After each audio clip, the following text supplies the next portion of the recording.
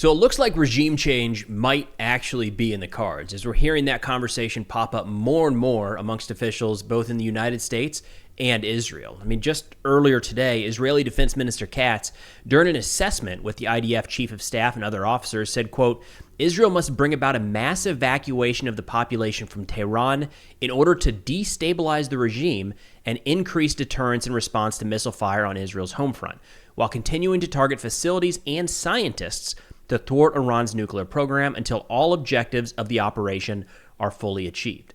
Now, this has been a debate from before Israel began this series of military strikes. Would the strikes be enough, or do you actually have to go about changing out the leadership or facilitating a change of leadership in Iran? Now, I'm not going to pretend to be an expert by any stretch of the imagination on domestic Iranian politics. I do know that the ruling regime does not have, far from, 100% domestic support. But there was an interesting segment I wanted to play here from Benem bin Talablu, the Iran program director at FDD, talking about this exact subject, the challenges of regime change in Iran. Here we go. So let's talk about this idea of regime change. How strong a position is the current regime in the country? Well, within Iran, the government of the Islamic Republic of Iran is weak, but also, as you may know, lethal. It still has a monopoly on violence. Many of its military elite have been deracinated by Israeli military strikes, and its most important long-range strike capabilities are either being expended or handicapped due to the success of Israel and America's interceptions, or the longer-range strike capabilities Israel has brought to bear against the regime's ballistic missile program. So, in short, it is a Tier 3 military, but still lethal, and still with enough capacity to engage in significant foreign aggression and domestic suppression. All right, first off, did he say deracinated? I've never heard that term before. I had to look it up. It says deracinated means uprooted from one's natural, geographical, social, or cultural environment.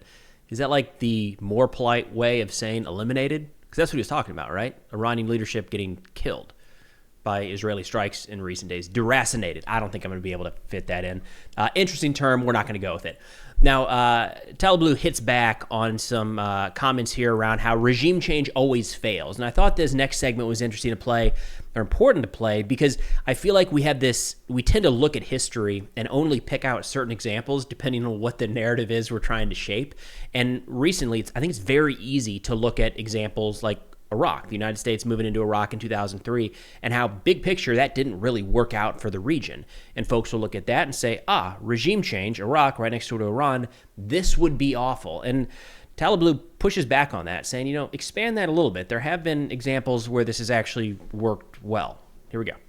Of course, countries, the US, the UK will look at experiences in Iraq, Afghanistan, Libya. There's a very, I would respectfully very real say those are slightly different examples, because those are foreign-imposed regime change in countries that did not have a 100-year-plus history socially of trying to achieve representative government in their own countries. There is a huge difference between foreign-imposed versus foreign-supported. And you can only just look at here where I live and work in Washington, D.C. The park just across the street from the White House is named in the honor of a Frenchman who helped with the American Revolution. And there are 4 statues of foreigners right in front of that park. 2 Frenchmen, 1 Prussian, and 1 Polish person who also contributed to that revolution. Ben Talablu, fascinating. Thank you for coming on the program. Thank you. So I thought it was worth playing a little bit of that to kind of give us an idea of what this conversation might look like going forward. It just seems like we're heading more and more in that direction. Whether or not this is a viable plan or actually something Israel or the United States tries to pursue, it's entering the conversation more and more each day, so it's worth keeping an eye on. Now, to that end, there was an interesting report here in Dropsite News yesterday talking about how Iran was actually ready for this war and in turn relocated quite a bit of their nuclear material and nuclear assets. And this actually is right in line with the argument for regime change. If you just eliminate the ballistic missile program or some of the enrichment facilities, that doesn't do away with the problem that has been the Iranian leadership threatening Israel and others around the world. That's when you get into the regime change conversation. But nonetheless, in this article, or in this quote here, they cite an Iranian official, Mohsen Rezai, who they say is a former IRGC commander and a senior member of the Expediency Council, a body that advises the supreme leader and resolves disputes between branches of government. He says, quote, Israel hit Natanz, Isfahan's nuclear facility, Kandab, and Arak. But those sites were already evacuated. All of the materials they were looking to destroy have been moved to a safe place. He added that Iran had anticipated war with Israel as early as March and used that time to evacuate personnel and relocate sensitive equipment from nuclear facilities. He stated that all enriched uranium, including Natanz's stockpile of 60% material, was relocated to undisclosed safe sites. He also cautioned Iran's leadership against agreeing to a ceasefire, saying, quote, "Any ceasefire that is implemented now will lead to renewed war. We should not allow the enemy, which is currently in a weak position, to revive itself with a ceasefire." So a couple of keynotes there. First off, it would have been shockingly irresponsible for Iran to have never made any plans for an Israeli attack. I mean, that's the argument as to why they've set up so much air defense in certain portions of the country, why they were building underground enrichment facilities. It wasn't, to stay out of the sunlight. It was to protect it from the possibility of a military strike, likely from Israel or the United States. It also wouldn't be crazy right now at this point in the conflict, especially in the few hours after the first strike started happening, that Iran and their leadership did make a move to relocate and disperse some of the materials and maybe even some of the enriched uranium from some of these locations and just kind of spread them all across the country. So instead of 2, 3, 4 locations that house enriched uranium, maybe now it's a dozen, 2 dozen, 3 dozen, or more. Again, to take you back to the Iraq 2003 timeframe, that was one of the concerns in the opening days of that invasion, was that Saddam would just spread these weapons of mass destruction to all of these smaller locations across the country, and it would be that much harder to actually get them. So clearly a targeting issue at that point. But the skepticism I have here is that we didn't see this same response across the Iranian government. For a couple days, the first 3, 4, 5 days, even yesterday, we got reports that a bunch of senior Iranian officials were killed in one location after being tracked by Israeli intelligence. So we're set to believe then, and it could be the case, right? Because the people managing the nuclear program are going to be different to some degree than those managing the military. So maybe they did have a different plan. But we're set to believe here that Iranian senior leadership did not change up their patterns of life in the face of Israeli attacks, but those in charge of their nuclear program immediately recognized that threat and started shifting materials all over the country. Possible, but I don't know that it's going to be quite that black and white. Now, this challenge of Iran is starting to be on the receiving end of these strikes against their nuclear facilities. The kinetic activity is taking place to eliminate that threat. It has to happen fast, and this is the reason why. The longer that those facilities stay operational, the longer Iran has access to that enriched uranium, the more likely they are to disperse it across the country, maybe try to utilize some sort of dirty bomb, or at the very least, it's not as stable, it's not as secure as it was before operations began.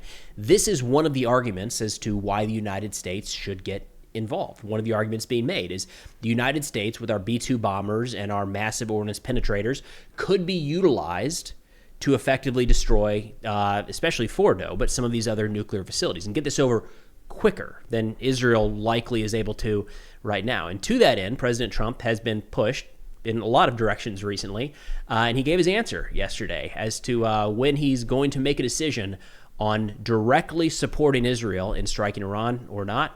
Here's the White House press secretary.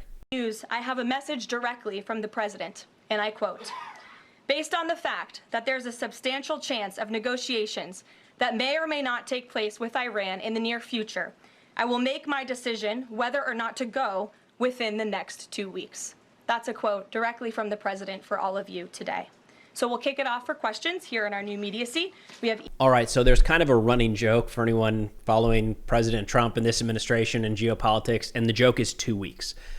He has given a 2-week warning to Russia, I think 3 times over the last 2 months, and that 2-week stretch has come and gone without any changes. I'm pretty sure we've seen that around some domestic legislation as well. I don't follow that nearly as closely.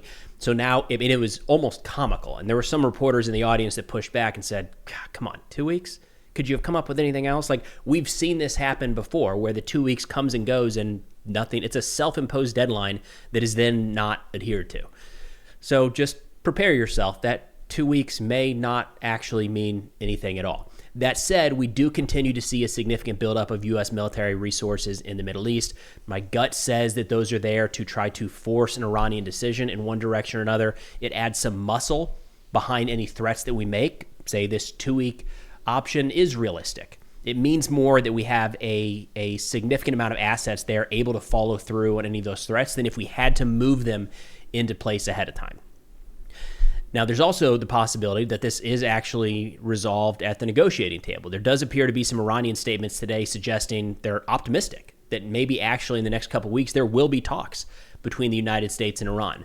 That doesn't, I mean, we're getting these vague statements that is in the cards.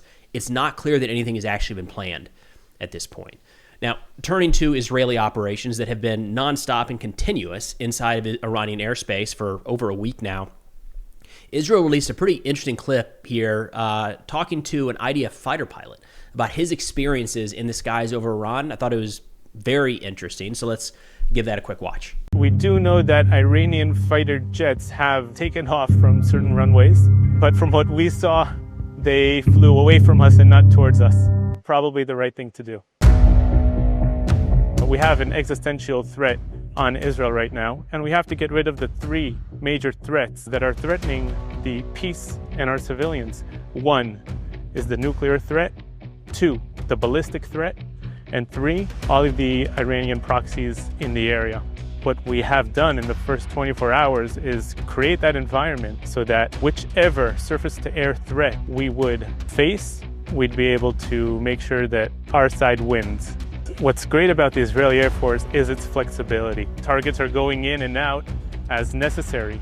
If there are targets that we are aware of civilians in the area, we're not going to target. Sometimes when you're flying back from a mission, you see the Iranian ballistic missiles traveling already through the atmosphere from the east to the west. One of the flights that I flew, the missiles landed in a very heavily populated civilian city. And I saw it from the sky, and I understood this is exactly what we're trying to protect. And at the end of the day, the Israeli Air Force knows exactly what we're targeting, how we're targeting it, and all of our targets are Iranian regime military targets. And on the other hand, the Iranians, they really don't care if it's hitting populated cities, if it's killing and murdering civilians. It has been difficult, but what we understand is that if we don't do it, no one else will do it for us.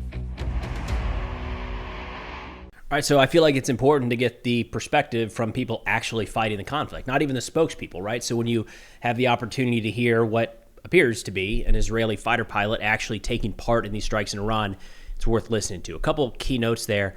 I've not heard any. That was the first I've heard of Iranian aircraft actually getting up in the air at any point during this conflict. Iran has claimed one air-to-air shoot down. They said they shot down an Israeli F-16. There's, of course, no evidence to support that. But they're saying here that the Iranian Air Force is getting in their planes and they're turning around and going the other direction. That might actually be happening because we've seen so few strikes on grounded aircraft so far. The opening days, there were definitely some strikes against shelters that probably destroyed a fair number of aircraft, but it does look like there's not a lot of Iranian aircraft left in the western portion of the country, which does speak to how effective this has been so far. We don't know how this is going to end. There's still a lot of ways to go before there's any real resolution in this conflict. But at this point, if you block off this first week, this has been textbook by the Israeli Air Force, clearing the airspace, eliminating the surface-to-air threat, bringing refuelers overhead, identifying, striking targets with precision inside of Iran. It will be, mark my words, this first week is something that will be studied by air forces around the world for some time. That said, there's still, of course, a long ways to go. Oh, and a quick note, kind of what the pilot brought up there about the precision strikes.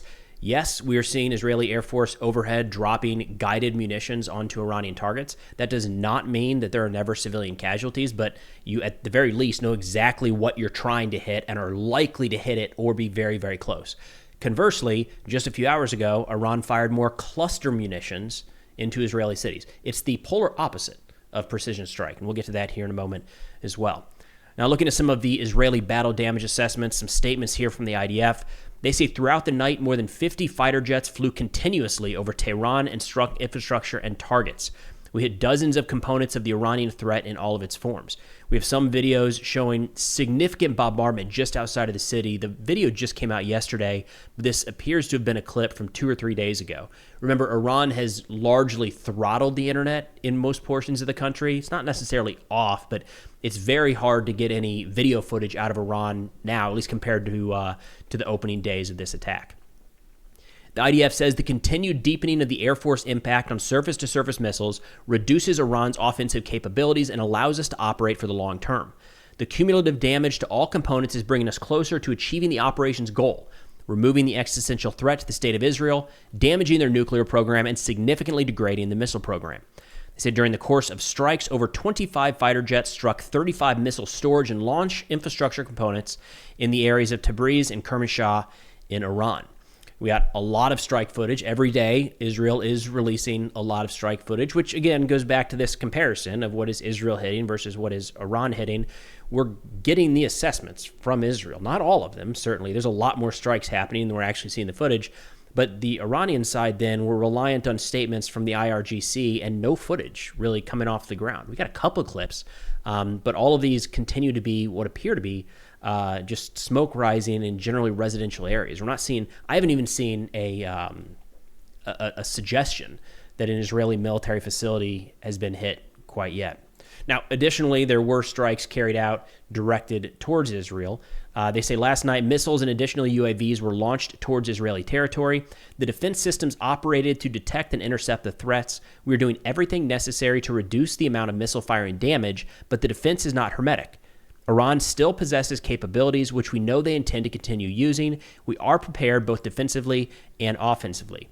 And to that end, actually, there was an interesting graph published on Clash Reports earlier today that I wanted to share, talking about, so what you're looking at here is, this is all based off of publicly available information, all right? So media reports is what they're saying there.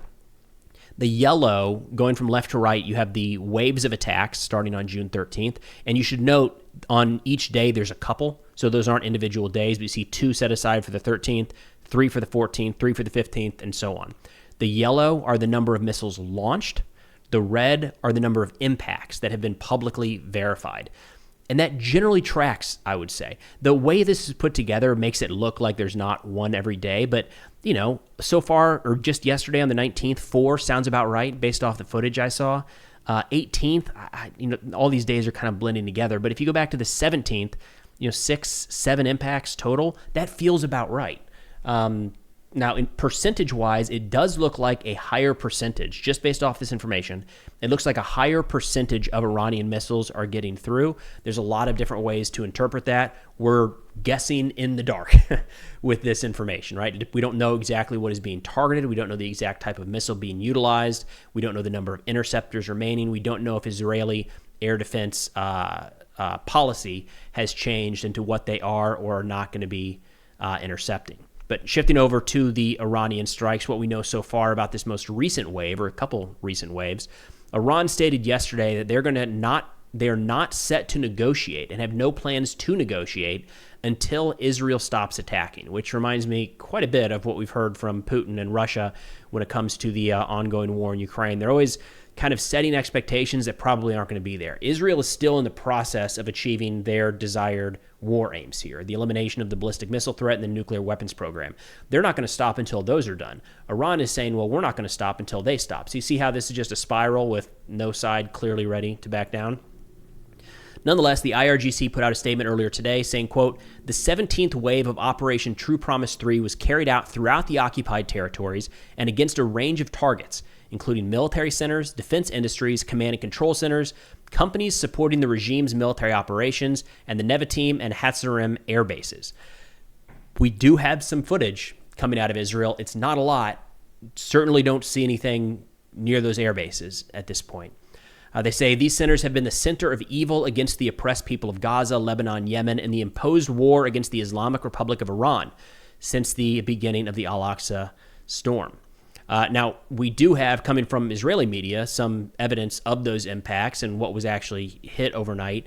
This is some reporting by Manny Fabian here. He says videos and photos from the southern city show several impacts of small munitions at multiple locations in the city, indicating that a ballistic missile carrying a cluster bomb warhead was used in the attack. And one of those clusters appears to have hit a daycare. Fortunately, there were no children in there. Looks like it was either evacuated or closed. But I want to key in on this again real quick. There is nothing precise about cluster munitions. We've talked about it in previous videos. Cluster munitions have a place on the modern battlefield. They can be very effectively used against something like troops in the open, an assembly point, even a large command and control facility, certainly an airfield. When you are firing cluster munitions into a heavily populated area, there's no strategic goal there other than to terrorize the people on the receiving end of that strike, because you have no idea where they're going. I mean, these are spread over a roughly 8-kilometer area. So it's just, that general area they're going to be hitting over there. Now, in this specific attack, it sounds like 2 people were seriously wounded in and around Haifa. Additionally, in another attack, it sounds like 3 people were hit, a 40-year-old man, a 16-year-old boy, and then a 54-year-old who they list as in moderate condition. Those 2, the 40-year-old and the 16-year-old, they say are in serious condition, with several others lightly hurt. So it does look like a decrease in the overall number of Iranian missiles and munitions flying at Israel today. But again, we are seeing and continue to see a handful slip through and cause casualties. From everything I can tell, all of these, once again, are civilian casualties. But nonetheless, that's generally where things sit right now. That's all I got for now. Thanks for watching, and I'll see y'all next time.